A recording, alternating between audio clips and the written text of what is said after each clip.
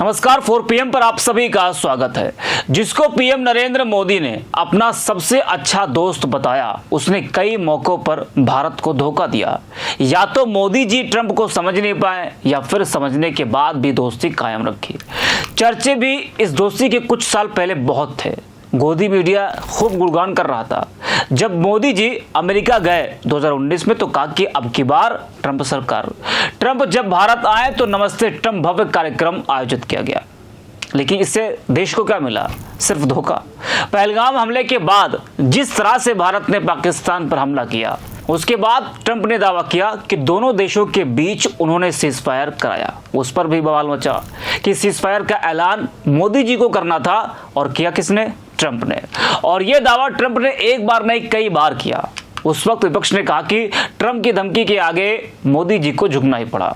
वहीं भारतीय नागरिकों को किस तरह से अमेरिका से हाथों में हथकड़ी और पैरों में जंजीर लगाकर भारत भेजा गया, उस वक्त भी भारत की और मोदी जी की किरकिरी हुई।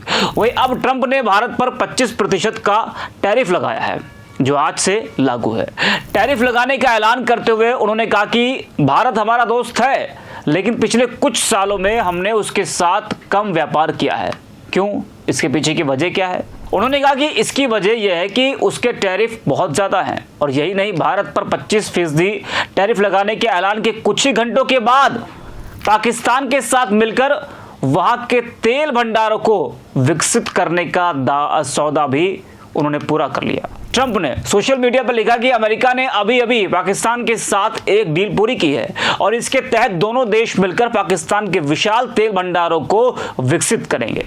इस डील पर पाकिस्तान के प्रधानमंत्री शहबाज शरीफ ने एक्स पर लिखा, मैं राष्ट्रपति ट्रंप का दिल से धन्यवाद देना चाहता हूं कि उन्होंने ऐतिहासिक अमेरिका पाकिस्तान व्यापार समझौते को अंतिम रूप देने में नेतृत्व की भूमिका निभाई। पिछले कुछ दिनों में पाकिस्तान और अमेरिका की नजदीकियां बढ़ी हैं। ट्रंप ने पाकिस्तान के सेना प्रमुख जनरल आसिम मुनीर को व्हाइट हाउस में बुलाया था। उधर ट्रंप भारत को भी अपना दोस्त बता रहा है, मोदी जी को भी अपना दोस्त बता रहा है, और दूसरी तरफ वो पाकिस्तान पर प्यार न्यौछावर कर रहे हैं। जी हाँ, किस तरीके से आसिम मुनीर को व्हाइट हाउस बुलाया गया और उसके बाद अब जो पाकिस्तान से ये बड़ा समझौता, बड़ी डील ट्रंप ने किया है, उससे अब भारत में बवाल मचा है। जी हाँ, विपक्ष लगातार बीजेपी पर हमलावर है। लोक गायिका नेहा सिंह राठौर ने एक्स पर लिखा है कि मोदी जी के कार्यकाल में देश को हुए नुकसान का अगर ईमानदारी से हिसाब किताब हो जाए तो देशवासी जान जाएंगे कि असली दुश्मन कौन है। नकली देशभक्तों की पार्टी ने देश को अपमान और बर्बादी की कगार पर खड़ा कर दिया है। इस नुकसान की भरपाई मोदी जी के वश की बात नहीं है। वहीं कांग्रेस प्रवक्ता सुप्रीत ने कहा कि मोदी जी की ट्रंप से मित्रता और केमिस्ट्री के बड़े चर्चे होते थे, पर देखिए तो हमारा देश कितनी कीमत चुका रहा है। मोदी मित्र ट्रंप ने क्या किया? भारत के ऊपर 25% टैरिफ ठोका और जुर्माना लगाया। हमारी 6 तेल रिफाइनिंग करने वाली कंपनीज पर बैन लगाया। हमारी अर्थव्यवस्था को डेड इकोनॉमी कहा। पाकिस्तान के साथ तेल समझौता करके भारत के खिलाफ चुटकी ली। आतंकी मुल्क पाकिस्तान का नाम भारत के साथ लेने की जरूरत बार बार की। जी हाँ, तो कांग्रेस लगातार इसको लेकर हमलावर है। सुप्रीत ने क्या कुछ कहा वो भी आप सुनिए। ट्रंप के साथ मोदी जी की जो प्रगाढ़ता और मित्रता है, उसका खामियाजा इस देश को बहुत भुगतना पड़ रहा है। ट्रंप ने देश के ऊपर 25% टैरिफ ठोक डाला, हमारे ऊपर जुर्माना लगा दिया, हमारी 6 जो ऑयल रिफाइनिंग कंपनीज हैं उन पर बैन लगा दिया, हमारी अर्थव्यवस्था को डेड इकोनॉमी कहा, पाकिस्तान के साथ तेल समझौता किया और भारत के खिलाफ चुटकी लेते हुए कहा कि पाकिस्तान एक दिन हिंदुस्तान को तेल बेचेगा। आतंकी मुल्क जो पाकिस्तान है, उसका नाम बार बार भारत के साथ लेने की हिम्मत और जरूरत की। इनफैक्ट ट्रंप ने आतंकी देश पाकिस्तान को महान देश बताया और हमारे प्रधानमंत्री, उनके प्रधानमंत्री को भी समकक्ष खड़ा कर दिया। पहलगाम नरसंहार का जो सबसे बड़ा गुनहगार है, जिसके हाथों पर खून है हिंदुस्तानियों का, आसिम मुनीर को अपने साथ बुलाकर दावत दी। 31 बार भारत पाकिस्तान सीज फायर का श्रेय लिया और कहा ट्रेड के बल पे मैंने ये किया है। एप्पल जैसी कंपनी को भारत में प्रोडक्शन करने के खिलाफ धमकाया। आईटी कंपनीज जो अमेरिका की हैं, उनको भारत में नौकरियां बनाने के लिए हड़काया। हमारे लोगों को हथकड़ियां पहनाई, उनको बेड़ियों में बांधा और फिर अमेरिका से खदेड़कर मिलिट्री जहाज में वापस भेजा। दुनिया भर के अरे गहरे नत्थु खैरों को दरवाजे तक रिसीव करने आए, हमारे प्रधानमंत्री को लेने नहीं आए और इस बात का दुख है हमें। जिस दिन मोदी अमेरिका में थे उस दिन भारत को वो वेस्ट और फ्रॉड और अब्यूजर और पता नहीं जाने क्या शब्द कह रहे थे।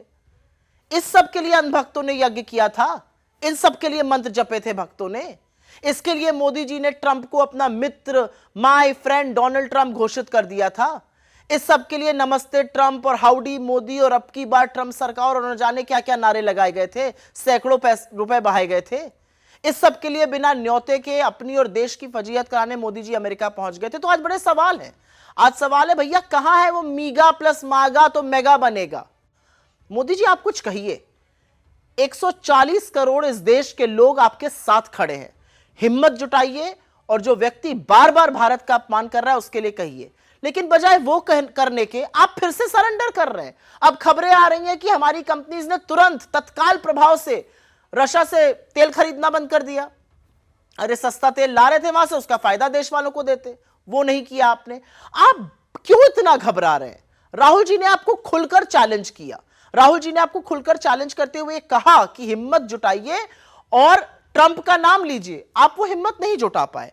असलियत यह है कि आपकी बतकही एक तरफ, आपके अडानी के काम एक तरफ और देश की अर्थव्यवस्था को जो आपने चौपट किया वो एक तरफ।